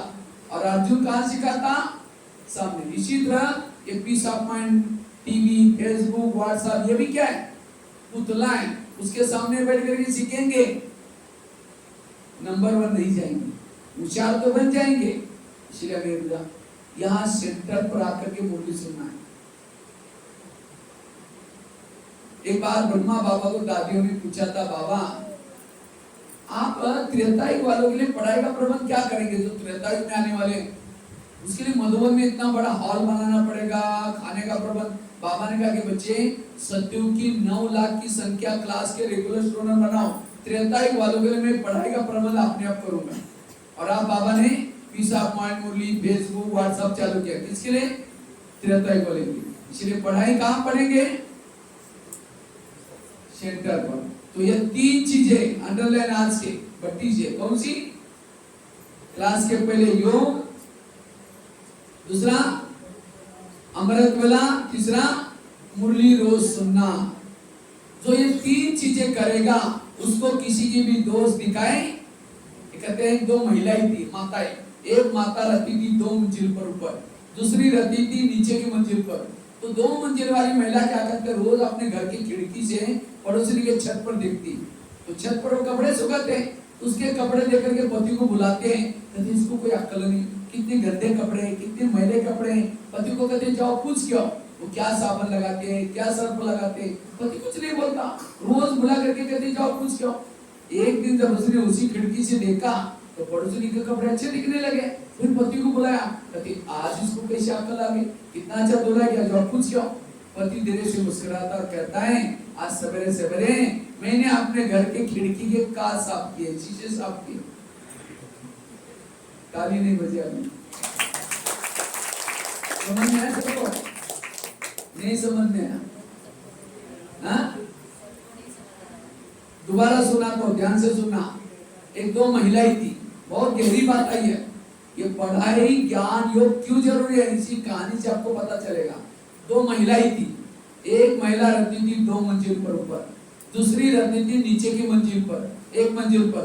तो वो अपने 1 मंजिल वाले अपने छत पर कपड़े सुखाते, तो उसके 2 मंजिल वाली क्या करते हैं, रोज अपने पति को बुलाते हैं, अपनी खिड़की से ऊपर से देखते हैं उसके कपड़ों को और कहते इसको कोई अक्ल नहीं, कितने गंदे कपड़े हैं, कितने मैले हैं, क्या पूछ क्या। लेकिन पति कुछ बोलता नहीं, रोज बुला करके दिखाते। लेकिन एक दिन उस 2 मंजिल वाली महिला को उसके कपड़े अच्छे दिखने लगे। फिर पति को कहा, आज इसको कैसे अक्ल आ गई, इतना अच्छा धुला गया, क्या पूछ क्यों। पति धीरे से मुस्कुराता और कहता है, आज सवेरे सवेरे मैंने अपने खिड़की के कांच साफ किया। उनकी खिड़कियां गंभीर थी, इसीलिए कपड़े वो तो हर रोज अच्छी धुलाई करती है। इसी तरह हर इंसान अच्छा है, हर व्यक्ति अच्छा है। वो हमें गलत क्यों दिखता है, क्योंकि हमारी खिड़कियां गलती। हम सेंटर पर नहीं आएंगे, मुरली नहीं सुनेंगे, योग नहीं करेंगे, वो कैसे दिखाई पड़ेगा। इसलिए यहाँ आओ, अपने रोज खिड़की को क्या करो, साफ करो। अगर योग नहीं करेंगे तो भी आजकल की खिड़कियां कांच की बनाते, कांच की खिड़की कपड़े से साफ नहीं होती। एक स्प्रे वाला बोतल आता है केमिकल, वो डालते हैं फिर कपड़ा मारते हैं। इसी तरह केवल ज्ञान का कपड़ा मारने से नहीं होगा, योग भी चाहिए। पहले आओ, आधा घंटे का स्प्रे करो, योग लगाओ, उसके बाद ज्ञान का कपड़ा मारो, आपकी बुद्धि की खिड़की साफ। कोई गलत दिखाई नहीं पड़ेगा, कोई संकल्प नहीं चलेंगे, सब अच्छे नजर आएंगे। इसलिए रोज क्या करो अपनी खिड़की को। तो कौन कौन खिड़कियां साफ करता है, हाथ खड़ा करो। रोज कौन कौन साफ करता है खिड़की। खिड़की मतलब घर की नहीं, कहीं को लगता है घर की बात बोल रहे हैं। बुद्धि रूपी खिड़की। नहीं तो मैं 3 साल पहले नेपाल में गया था, 3 दिन की भट्टी थी, वहां भी यही बात सुनाई। तो दूसरी दिन 2-4 माता आई नहीं, तीसरी दिन आई, बहनों ने कहा ये कल इतनी अच्छी भट्टी थी क्यों नहीं आए थे। कहते वो भैया ने परसों कहा ना खिड़कियां साफ करो, कल हम सारा दिन खिड़कियां साफ करने में लगे थे। मैंने कोई घर की खिड़की नहीं बोली थी, कौन सी। तो कई माताएं क्या करते हैं, ज्ञान को भी उल्टा करते। एक भाई ज्ञान में चलता था 3 साल से। तो एक बार होटल में गया और 1 किलो समोसा मंगाया। समोसा जानते हैं ना, सिंगाड़ा भी बोलते हैं, समोसा भी बोलते हैं। मैदे का मसाला बनाकर, वो मसाला बना करके आलू का मैदे का आटा बना करके बेलते हैं, उसमें भरते, उसको तलते, उसको क्या बोलते हैं, समोसा। तो 1 किलो समोसा मंगाया, मैदे का छिलका ऊपर का फेंकता है और मसाला आलू का खाता है। तो मैनेजर ने बोला आप मैदा पसंद नहीं करते। कहता पसंद तो करता हूँ, लेकिन आजकल मैं ब्रह्मा कुमारी आश्रम में जाता हूँ, उन्होंने कहा कि बाहर का नहीं खाना, इसलिए बाहर का नहीं करके मैं अंदर का खा रहा हूँ। ये है ज्ञान न समझने वालों की कमाल। कई बार कई माताएं अपने पति को बोलेंगी, भाई पति पति के आदमी चल रहे हैं, और क्या बोलेंगी, भाई जी चलो क्लास में चलो, नहीं तो मुरली पूरी हो जाएगी। अगर यही कोई पड़ोसी नहीं सुनेंगे तो अरे ये तो अपने पति को भाई जी बोलते हैं। और कभी जाकर उनको ज्ञान सुनो, आजकल हम ब्रह्मा कुमारी में जाते हैं, बड़ा आनंद आता है, दुनिया बदलने वाले भगवान आए। तो कहीं हमको टाइम का है, हम तो बिजी रहते, उसका आपका व्यवहार, आपके संस्कार अच्छे लग रहे, यहाँ आने की इच्छा है, लेकिन उसी दिन की बात सुन ली। अगर इनके ज्ञान में चलेंगे, जैसा इन्होंने पति को भाई जी बनाया, हमको बनाना पड़ेगा, इसलिए नहीं आएंगे। तो बाबा का भाव ये नहीं कि पति को भाई जी बोलो, जो दृष्टि उनकी भाई के समान बनो, बोलने में जो बोलता है वो बोलो, ये है भाव। कभी बाबा कहते बच्चे समुद्री को भूल जाओ, कहीं जाना ना बंद करते, कहते अज्ञानी राक्षस है, बाबा का भूल जाओ। और कभी 10 साल के बाद जाएंगे, हमारा ज्ञान बहुत अच्छा, आप चलो ना, लेकिन हमको टाइम का है, उनको टाइम आने की इच्छा है, लेकिन उन्होंने बुद्धि में डाला है अगर इनके ज्ञान में चलेंगे, जैसे इन्होंने हमको छोड़ा, हमको भी सबको छोड़ना पड़ेगा। छोटी छोटी डी सर्विस। इसलिए बाबा कहते हैं बात को समझो। भक्ति मार्ग में यही किया, कहते हैं भगवान को प्राप्त करना है तो बलि चढ़ाओ। कौन सी? माईपन की बलि। लेकिन लोगों ने बकरी की बलि चढ़ा, उल्टा कर दिया। उपवास करो, भगवान प्रसन्न हो जाएगा। मतलब नजदीक वास बना रहना, बुद्धि से नजदीक भगवान के पास रहना। लेकिन लोगों ने पेट का उपवास किया। कहते हैं घर घर में लक्ष्मी आएगी दिवाली में, लक्ष्मी आने के लिए क्या करते हैं? दिए जलाते हैं। और क्या करते हैं? सफाई करते। आई लक्ष्मी, अब आएगी भी कैसी? लक्ष्मी आते उल्लू के ऊपर, उल्लू को लाइट में दिखता ही नहीं, पर पटाखा बजाएंगे, उल्लू घबरा करके कहीं और चला जाएगा। इसीलिए लक्ष्मी कौन सा दीपक जलाओ? आत्मा का दीपक जलाओ। कौन सी सफाई करो? ईर्ष्या करना को खत्म करो। कहा कुछ या इसलिए रोज अपने खिड़की को क्या करो? 3 चीजें बताई विरक्तों से मुक्त बनने के लिए। पहली बात बताई कर्म गति को समझना, आगरा वाली घटना सुनाई। साथ में दूसरी बात कौन सी बताई? जो हुआ अच्छा हुआ, मंत्र वाली घटना सुनाई। तीसरी रोज खिड़की को साफ करना। चौथी चीज है अगर मुझे विरुद्ध संकल्प से मुक्त बनना है, पॉजिटिव बनना है, सकारात्मक बनना है, उसके लिए जीवन में आने वाली नेगेटिव बात को क्या बना दो? पॉजिटिव। बुराई को भी अच्छाई में बदलो। समझो यहाँ आए, अब यहाँ से घर में थोड़ा देरी से जाएंगे, जाते लोग बोलेंगे हाँ ओम शांति में जाते हैं, सवेरे जाते हैं, शाम को जाते हैं, वहीं जाकर के वहीं खा के आओ। अब ये बातें सुनते तुरंत टेंशन शुरू हो जाएगा। अभी नहीं जाते क्या? अभी गुस्सा आएगा। लेकिन पहले से पक्का करके जाओ। क्या? अब मैं जाऊंगी, जाते मेरी पूजा हो जाएगी। क्या समझो? जाते मेरी, अगर कोई देवी की पूजा हो तो देवी क्या करते हैं? वरदान देते ना। तो आपको भी कोई बोलना शुरू करेगा, आप भी क्या दो? वरदान। मतलब हाथ से नहीं दो और चिढ़ जाएंगे। बड़ी देवी बन के आए, शक्ल जाकर के देख ले मुंह में, आईने में। मन से कहो कि बाबा इनका कल्याण करना। आज हम कितनी अच्छी अच्छी बातें सुन के आए, आज मेरा दिमाग ही हल्का हो गया, कितनी अच्छी। ये है वरदान। निगेटिव को क्या बना दिया? पॉजिटिव। कभी भी गुस्सा नहीं आएगा। एक महाराष्ट्र में एक संत रहते थे जिनका नाम था तुकाराम महाराज। वो बहुत भक्ति करता था। लोगों ने उसको भक्ति करने के लिए मना किया, तभी छोड़ा नहीं। तो एक दिन सभी लोगों ने पकड़ करके क्या किया? उस संत के गले में सब्जी की माला पहना दी। बैंगन, टमाटर, आलू, मटर, मिर्ची, मुंह काला किया, बाल उतर करके हल्दी लगाई, गले पर बिठाया, गली गली में घुमाया, इतने ने घर के सामने लाया, पत्नी को बुलाया। जब उसकी पत्नी देखते पति के साथ ऐसा किया, सबको गाली देती। जब गाली देते तो तुकाराम महाराज सब्जी की माला दिखा करके कहते हैं इनको गाली क्यों दे रहे हैं? ये लोगों ने अपने लिए 8 दिन के लिए सब्जी ला कर दी। निगेटिव को क्या बना दिया? और कहीं को गाली मत देना। जब मेरी शादी हुई तो उस समय बारात नहीं निकली थी, ये लोगों ने पूरी गांव में मेरी क्या निकाली? बारात। और कहीं को गाली मत देना। मेरे सिर में फोड़े हो गए थे, ये लोगों ने बाल उतर करके हल्दी लगाई। हल्दी तो एंटीबायोटिक का काम करते। और कहीं को गाली मत देना। जब मुझे घुमाने के लिए लेके गए थे, धूप बहुत तेज थी और तेज धूप में लोगों ने पाँव में कुछ नहीं पहना था, सबके पाँव में छाले फोड़े आएंगे, मुझे कुछ नहीं हुआ, मैं आराम से बरकते पर बैठा। निगेटिव को क्या बना दिया? ये है जीवन जीने की कला। और जो निगेटिव को पॉजिटिव बनाना जानता है उसका मन चुप है, कभी भी टेंशन नहीं आएगा, कभी भी।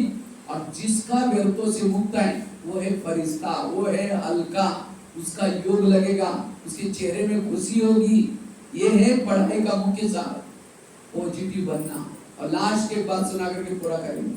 अगर हमें व्यर्थों से मुक्त बनना है, पॉजिटिव बनना है, उसके लिए ड्रामा को पसंद कर लो। आप लोगों को अपना अपना ड्रामा पसंद आया ना? जहां रखा है, जिस पति के साथ रखा है, ये सब पसंद आया?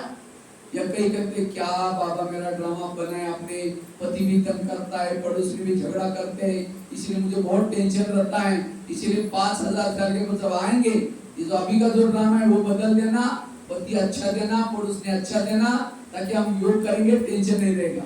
तो किसको किसको ड्रामा बदलना है वो हाथ खड़ा करो, क्योंकि बाबा डायरेक्टर है। अगर आपको पसंद है तो बदल देगा, तो किसको बदलना है? हाथ खड़ा करो। अच्छा, बहुत लोगों को बदलना है। चलो अच्छा, जिनको पसंद है, नहीं बाबा मेरा ड्रामा जैसा है ठीक है, वो हाथ खड़ा करो। मरा हुआ हाथ। अगर ऐसा है तो पसंद तो नहीं, लेकिन आप रहना तो यहीं या कहाँ जाए, इसीलिए इतना। अगर पसंद होता तो फटाफट दोनों हाथ खड़े होने चाहिए। हाँ? क्यों? अगर ड्रामा को बदल देंगे, ये तंग करने वाला पति के बजाय अच्छा पति रखेंगे, तो ये जो ड्रामा बना है बाबा मिला है वो भी बदल जाएगा, वो नहीं मिलेगा। इसलिए ड्रामा को पसंद कर लो। वैसे तो हम 3 बाप के बच्चे, बाप कितने? 3, लेकिन माँ कितने हमारी? 1 या 2, 5 माँ के बच्चे हम लोग। कितनी माँ है हमारी? ब्रह्मा, मम्मा, माँ बोलते ना, लौकिक माँ, धरती माँ, ड्रामा। कितनी माँ होगी? और 5 माँ के बच्चे दुखी कैसे हो सकते हैं? सिर्फ ड्रामा। और इन 5 माँ से भी महत्व की माँ है ड्रामा। और माँ तो माँ होते हैं, माँ कभी भी बच्चे का बुरा, बच्चा कैसा भी हो, अगर बच्चा बीमार है माँ उसको दवाई पिलाती है, वो बच्चा कड़वी दवाई पीना नहीं चाहता, बार बार मुंह से निकलता है, माँ उसका दोनों हाथ पकड़ करके चम्मच चूसेगी उसके मुंह में। वो तंग नहीं करे, उसका प्यार है। अगर कड़वी दवाई जाएगी उसको कई बीमारियां उसके ठीक हो जाएगी, प्यार है। इसी तरह आज हमें कोई सीन अच्छे नहीं लगते, कोई जीवन की बातें अच्छी नहीं लगती, बाबा फिर भी 5000 साल के बाद वही बात को रिपीट करता है। क्यों? उस कड़वी बातों के पीछे कल्याण है। इसलिए जीवन में आने वाली हर कड़वी बातों को डाइजेस्ट करो, सहन करो, कभी भी क्या क्यों करके टेंशन में नहीं आओ।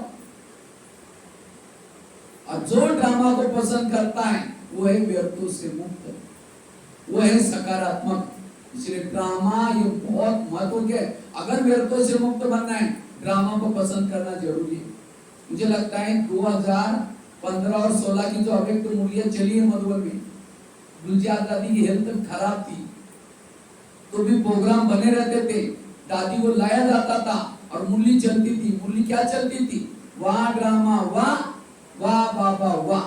बाप के दिल में बच्चे, बच्चों के दिल में। तो कई भाई बहन सोचते थे आजकल बाबा इसी मूल्य क्यों चला रहा है। कई बार ऐसे कई एक मुरली में 10-10 बार 20 बार रिपीट होता था, वाह ड्रामा हुआ। क्यों? ज्ञान का सारा हुआ। अगर कोई गाली भी देगा तो क्या बोलो? नहीं, आवाज ही खत्म हो गया। क्या नाश्ता नहीं किया? नाश्ता किया नहीं इसलिए आवाज खत्म हो गया। वाह ड्रामा। अगर कोई गाली देगा तो क्या बोलेंगे? नहीं आवाज आएगा। वाह ड्रामा। अगर कोई झगड़ा करेगा क्या बोलेंगे? वाह ड्रामा। कोई आपकी निंदा करेगा क्या बोलेंगे? वाह ड्रामा। समझो कोई माता जी का पति शराब पी के पिटाई करे उसको क्या बोलना है? वाह ड्रामा। बोला ही नहीं।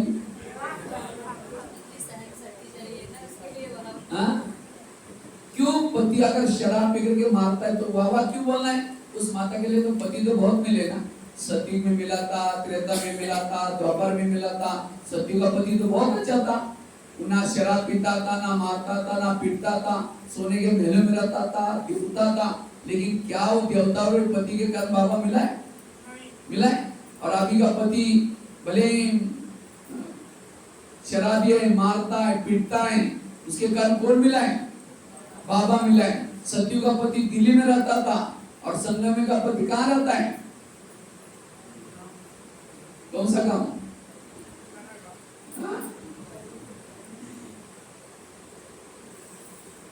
इसीलिए ये वाला पति अच्छा है, सत्यु का पति अच्छा है। संगम का पति भी अच्छा। अगर ये पति ना होता, कोई प्यार करने वाला पति होता तो बाबा ना मिलता। इसलिए पति भी अच्छा है, सास भी अच्छा है, सब कुछ अच्छा है। इसलिए वाह ड्रामा वाह करते हैं। इतना ही सत्यु का शरीर देवी का था, सुंदर था, लेकिन क्या उस शरीर के कानों से बाबा के माँ के सुने थे? क्या उस मुख से बाबा के माँ के किसी को सुनाए थे? क्या उन आंखों से बाबा को देखा था? मधुबन में बाबा मिलन कौन कौन करके आए? बहुत लोगों ने किया है। बाबा को देखना है कोई साधारण बात नहीं थी, देवताएं भी नहीं देख सकते, लेकिन वो चीज बाबा को हमने मधुबन में देखा है। इसलिए ये संगम युग का शरीर बुजुर्ग है, काला है, कैसा भी है, वाह वाह। सतयुग में भी पड़ोसी मिली थी, झगड़ा नहीं करती थी, उस पड़ोसिनी के कारण बाबा तो नहीं मिला है, और अभी के पड़ोसिनी के कारण कौन मिला है? बाबा मिला है। सतयुग में भी बच्चे थे, वो बच्चे अच्छे थे, उनके कारण बाबा तो नहीं मिला है। इसलिए संगम युग का मेरा सब कुछ अच्छा है, वाह वाह करते रहो, व्यर्थों से मुक्त। ड्रामा को पसंद करना, वाह ड्रामा वाह। कुंती के सामने कृष्ण जाता है, कुंती को पूछता है तुमको क्या वरदान चाहिए, तुमने बहुत भक्ति की, सोना चांदी जो भी मांगो। कहते मुझे सोना चांदी नहीं चाहिए, मुझे जीवन में समस्या चाहिए। कृष्ण कहते तुम ये क्या मांग रहे? तथास्तु, तुम्हारी जो भी इच्छा पूर्ण हो जाए। फिर कहा कि तुमने समस्या क्यों मांगी, सोना चांदी क्यों नहीं मांगी? कहते समस्या होगी, आप सदा मेरे साथ में रहेंगे और आप मेरे साथ में रहेंगे, यही मेरा सौभाग्य।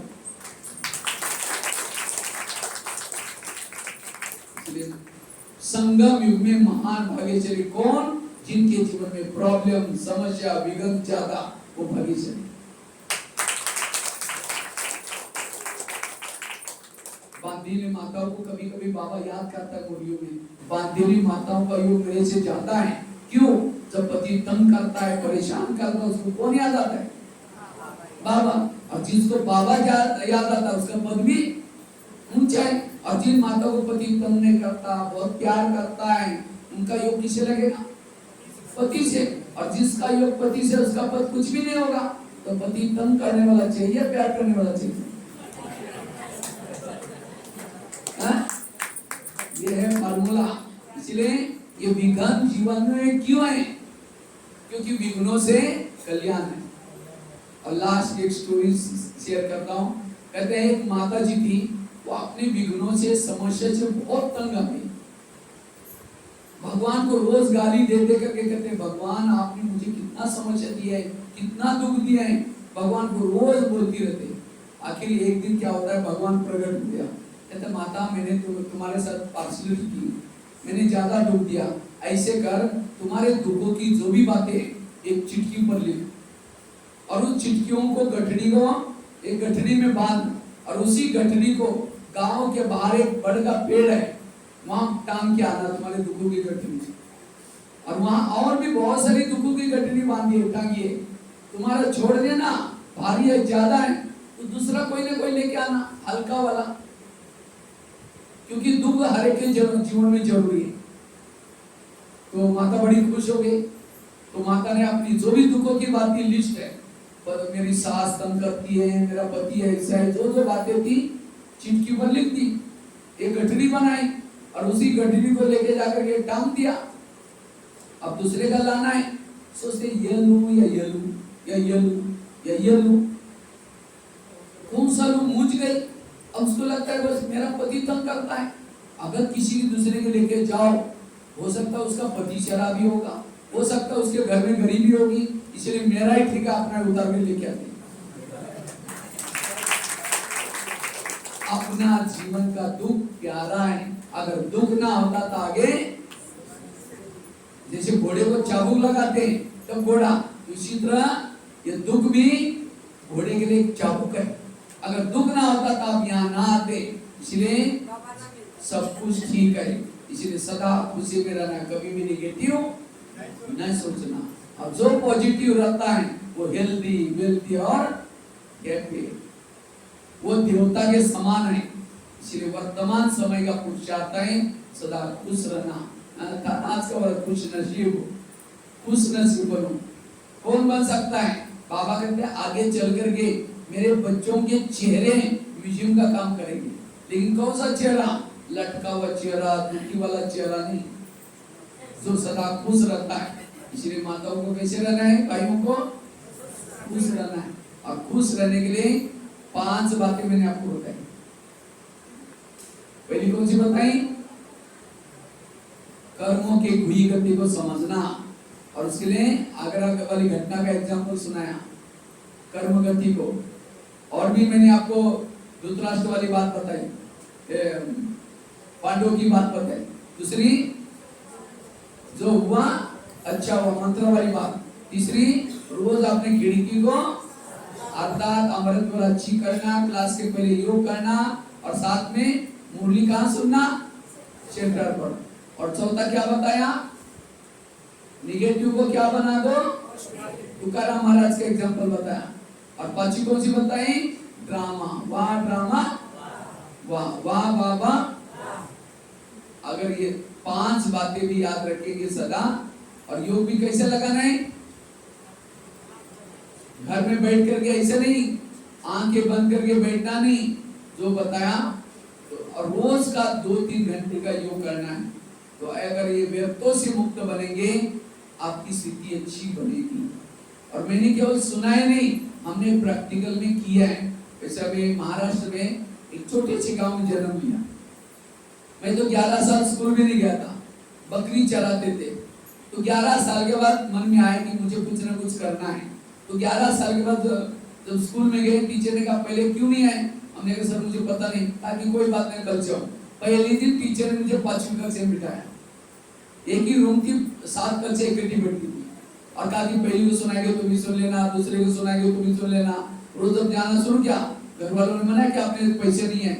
हमने कहा बिना पैसे का पढ़ूंगा, ताकि ऐसे जाना तो भले जाओ। 1 साल के बाद 6वीं में, फिर 7वीं में, तो 7वीं कक्षा की बोर्ड की परीक्षा थी। जब बोर्ड की परीक्षा थी तो टीचर ने कहा सबका ध्यान,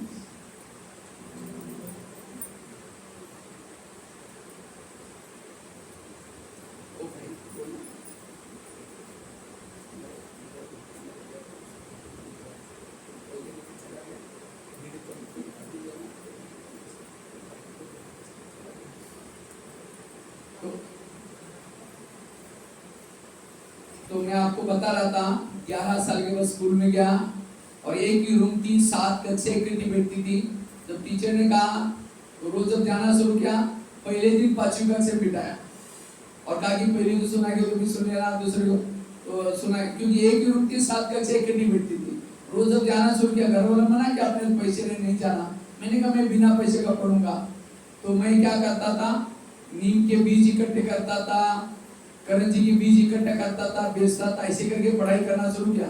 7वीं कक्षा में बोर्ड की परीक्षा थी, तो टीचर ने कहा तुम डायरी पेन नहीं लाते, कल स्कूल में नहीं हो। मैं सोचा क्या करेंगे, घर में तो मना किया। तो मैं रद्दी से डायरी लाता था, पानी से धुलाई करता था उसको, पहले स्याही से लिखते थे, पानी से धुलाई करके धूप में सुखाता था, और फिर सिलाई करके डायरी बनाता था, फिर लिखता था। ऐसे करके पढ़ाई किया, चोरी नहीं की, गलत रास्ते में नहीं गया। और एक दिन आया, उसी रद्दी के अंदर ब्रह्मा कुमारी का किताब मिला, उसी से ज्ञान मिला। देखो गरीबी होने में भी कल्याण, अगर गरीबी ना होती तो शायद यहाँ, और इतना नहीं, जब धुलाई करता था तो दोबारा लिखते थे तो शायद फट जाती थी। एक दिन टीचर ने डायरी को दीवार पर फेंक दिया, क्या तुम राइटिंग लिखते हो, कुत्ते का पाव बिल्ली को। मुझे बड़ा दिल में लगा, मैंने सोचा कि मैं राइटिंग इतना अच्छा बनाऊंगा, लोग उसको प्रेम करके रखेंगे। तो एक बच्चे का राइटिंग अच्छा था, उसे क कर लिख कर लिया, क को 8 दिन, ग को 8 दिन, एक एक अक्षर के पीछे 8 दिन मेहनत की। 2 साल के बाद राइटिंग इतना अच्छा बना, आज मधुबन में 25 बोर्ड लिखने की सेवा करता हूँ। तो आप लोगों ने भी मुरली सुन रहे थे, हम भी मुरली सुन रहे थे पीछे बैठ गए। देखो हमने कैसी मुरली लिखी।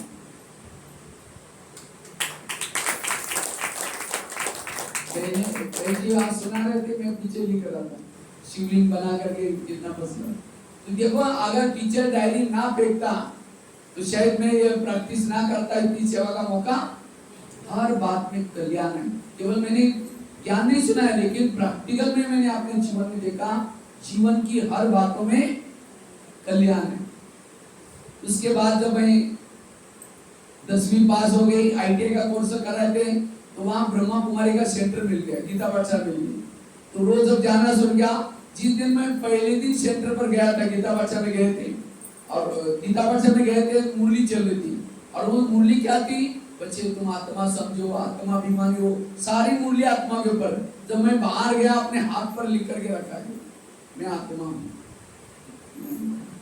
और इस आत्मा का प्रैक्टिस इतना किया, जब मैं गीता पाठ से जाता था, फटा हुआ कुर्ता था, ऐसा पकड़ करके बैठता था, वो मराठी वाली टोपी, खाकी ड्रेस पहन के, तो बहनी कहते बेचारा गरीब बच्चा रोज आता है, पता नहीं ये सत्युग में आएंगे नहीं आएगा, कुछ बात भी नहीं करता, क्योंकि मैं बहुत गांव से आया था। लेकिन मैंने ये आत्मा का लेसन बहुत पक्का किया, और इसे आज आत्माभिमानी स्थिति से बाबा ने क्या से क्या बनाया। इतने नहीं, मेरा घर से टिफिन आता था, जब टिफिन आता था उस समय मैं क्या करता था, वो टिफिन को खाता था। तो एक दिन बाबा की मुरली चली, बच्चे बाहर का भोजन नहीं खाओ, शुद्ध भोजन खाओ। और मेरा तो टिफिन आता था, मैं सोचा ये, तो मैंने उसी दिन प्रतिज्ञा की, आज से मैं बाहर का भोजन नहीं खाऊंगा।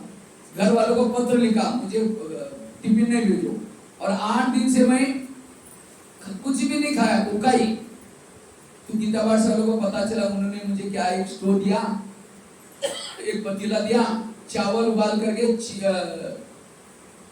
चावल में शक्कर डालते थे और उसे भोजन करते थे। चावल के ऊपर चीनी डाल के वो खाते थे एक टाइम पर।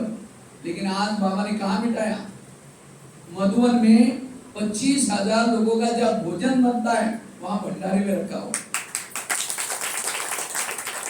आज लोगों भोजन का परहेज किया, इसका फल भी बाबा ने तो जीवन की हर घटना में कर लेंगे। इतना ही नहीं, तो मधुबन में आए, मधुबन के बाद फिर मैं दिल्ली में भी गुलजार दादी जिनके तन में बाबा आता है, उनके साथ मुझे 10 साल तक रहने का मौका मिला।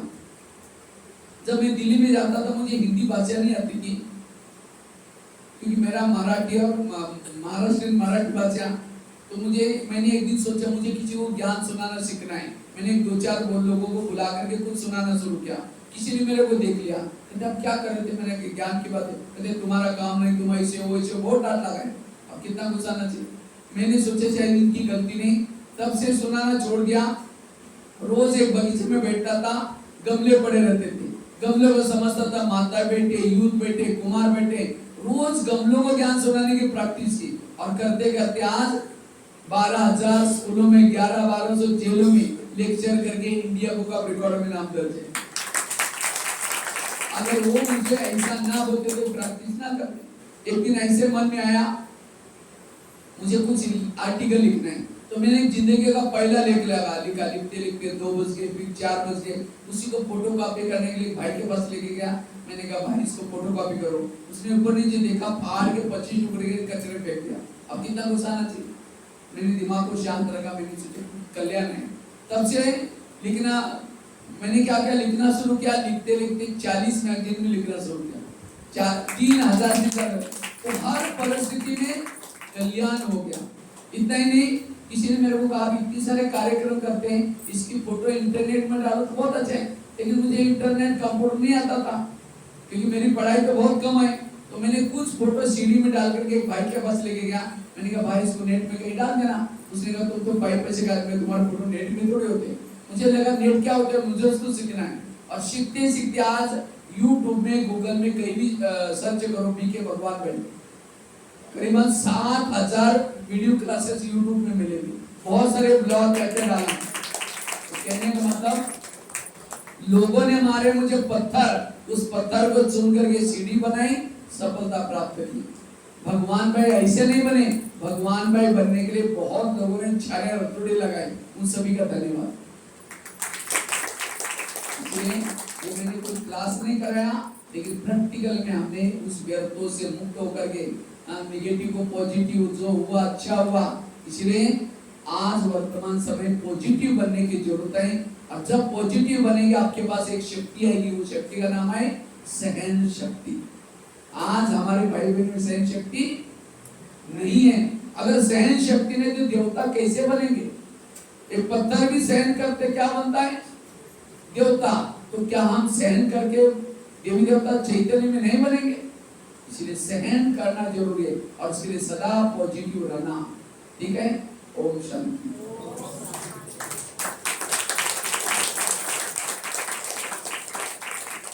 गाजीपुर वालों को बहुत अच्छा चांस मिला।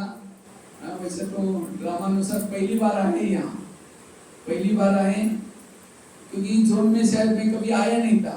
बाकी तो पूरा इंडिया में सभी तरफ जाकर के बहुत सारी सेवाएं की, लेकिन आप लोगों को चांस मिला। वैसे तो कई जगह पर 3-3 दिन भर्ती कराए, लेकिन आपको चलो 1 घंटे का भी 1.5-2 घंटे का भी क्लास मिला, लेकिन बस इसको प्रैक्टिकल में करना है, ठीक है। फिर बाद में कभी आगे भर्ती करने के लिए कभी आगे आएंगे। और बाकी आप लोग सेवा करना शुरू करो। बाबा कहते हैं ये ज्योति से ज्योति जगाते चलो। अगर राज्य प्रजा ही नहीं बनाएगी, राज्य किसके ऊपर करेंगे? प्रजा अर्थात औरों को भी लेके आओ, यहाँ बहनों के पास लेके आओ उनको भी। तो जितना प्रजा बनाएंगे उतना सतयुग में बड़ा राजा बनेंगे। कई कहते भाई जी सुनते ही नहीं है, सुनते नहीं तो आपके बंदे आचरण नहीं है आपके पास। अगर आप आचरण में ज्ञान लाओ, बाबा के प्रति प्यार है, सब सुनेंगे। अगर नहीं सुनते तो कम से कम उसको जाली में तो फंसाओ, उस शेर को पकड़ करके बहनों के पास लेके आओ, मारने का काम बहनें करती हैं, वो अपने आप ज्ञान सुनाएंगे। लेकिन आपको सेवा जरूर करनी है, तन से सेवा करो, मन से करो, धन से भी करो। हमें धन भी बाबा का सेवा में लगाना है। जो धन सेवा में लगाएगा हर जन्म में धन भरपूर मिलेगा। कई को लगता है ब्रह्मा कुमारी में आए सब कुछ मिलेगा, लेकिन नहीं, हमें प्रैक्टिकल में करना है, ठीक है। अब संगम युग चल रहा है, वो ज्यादा दिन नहीं है, बहुत कम। संगम कितना साल का है? 100 साल का। कितना साल पूरा हो गया? 86 साल पूरा हो गया। अब 14 साल संगम युग, और 14 साल आपको मिलेगा नहीं मिलेगा कोई भरोसा भी नहीं। कल कब जिंदे होंगे नहीं होगा वो भी भरोसा नहीं। जो करना अब करो। इसलिए आज से हमें तीव्र पुरुषार्थ करना है और अपनी आत्मा की ज्योति को, जैसे दीपक जलाए ना, इसी तरह ये आत्मा का दीपक भी जलाना, ठीक है। ओम शांति। अभी तो पूरा कर दिया।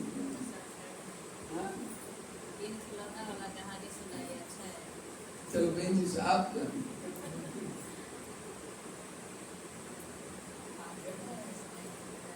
अच्छा। तो ये सारी बातें जो भी मैंने आपको सुनाई, तो क्या करेंगे इसको? यहाँ छोड़ के जाएंगे क्लास में या कल से लेके जाएंगे? करेंगे इसको, फिर कल से सब आएंगे यहाँ। 1 महीना जो क्लास से पहले योग करेंगे, फिर अभी आने वाले आप लोग 1 महीने के बाद बहन जी को पूछूंगा, अगर नहीं करेंगे फिर आगे की भर्ती के लिए आप नहीं आएंगे। क्यों? कुछ तो लालच देना पड़ेगा ना। अगर स्टूडेंट होमवर्क नहीं करते हैं तो फिर आएंगे कैसे? इसीलिए ये जो बातें देखो, आप एक कहानी आपको सुनाता हूं। लास्ट में एक व्यक्ति ने 3 मूर्तियां बनाई थी। कितनी मूर्तियां? 3। उन तीनों का कलर एक जैसा, साइज एक जैसा, सब कुछ एक जैसा, लेकिन तीनों की कीमत अलग अलग। एक की थी 100 रुपए, दूसरी की 200 और तीसरी की 300। एक व्यक्ति आया, कहते कि कितने में मूर्तियां? कहते 100 रुपए, दूसरी 200 और तीसरी 300। उसने कहा क्यों भाई, कलर एक जैसा, पेंटिंग जैसा, कीमत अलग क्यों? कहता मैं बताता हूँ। तो 100 रुपए वाली मूर्ति के कान में 1 रुपए का कॉइन डाल दिया, दूसरे कान से निकल गया, इसीलिए कीमत 100 रुपए। दूसरी मूर्ति के कान में 1 रुपए का कॉइन डाला, मुख से निकल गया, कीमत 200 रुपए। तीसरी में डाला, पेट में चला गया, कीमत। ताकि ऊपर से दिखने में एक जैसे है, लेकिन अंदर की विशेषता अलग अलग है। तो आप कौन सी लेंगे? फिर आप लोग कौन सी लेंगे? इसमें से 300 रुपए। आप सभी भी दिखने में एक जैसे है, सब कुछ एक जैसे है, लेकिन सबकी कीमत यहाँ अलग अलग है। कोई 100 रुपए वाले हैं, कोई 200 रुपए वाले, और कोई, अब कई सुनेंगे बाहर गए यहीं छोड़ दिया, ना योग करने के लिए आएंगे, ना अमृत वाला झुटका लगाएंगे, उसकी कीमत 100 रुपए। और जो सुन करके दूसरे कान से मुख से निकालेंगे, और मधुबन के जो भाई है ना, उतना बड़ा अच्छा क्लास किया था, रोज क्लास के मुरली जो यहाँ सुनना है, अमृत वाला उठना है, फिर भी झुटका लगा रहे हैं, फिर भी क्लास के पहले क्लास की पॉइंट याद है, लेकिन करते नहीं है। उसको कहेंगे तोताराम, और तोते की कीमत 200 रुपए। और जो सुन करके कल से परिवर्तन करेंगे, सब क्लास के पहले आएंगे, योग करेंगे, अमृत वाला अच्छी करेंगे, उसकी कीमत, उसने मना पेट में डाला, उसकी कीमत तो 300 रुपए। कौन कौन बनेगा? हाथ खड़ा करो। आधा 150 रुपए वाले हैं, 150 रुपए वाले, अभी भी कुछ कीमत नहीं आई। कितना? इसलिए कितना रुपए वाला बनना है? ज्ञान की तब आता है जब आचरण में आता है। केवल सुनने में, दुनिया में तो कथा कहानियां बहुत सुनते हैं, लेकिन आचरण में लाने वाला को कोई देवता, जो आचरण में नहीं, वो देवता कैसे बन सकता है? वो भगत बनेगा, पंडित। पंडित नहीं बनो, आचार्य बनो। ठीक है। ओम शांति। गीत बजाते हैं। लोग यहाँ लेके आए, लगा के लेके आए हैं।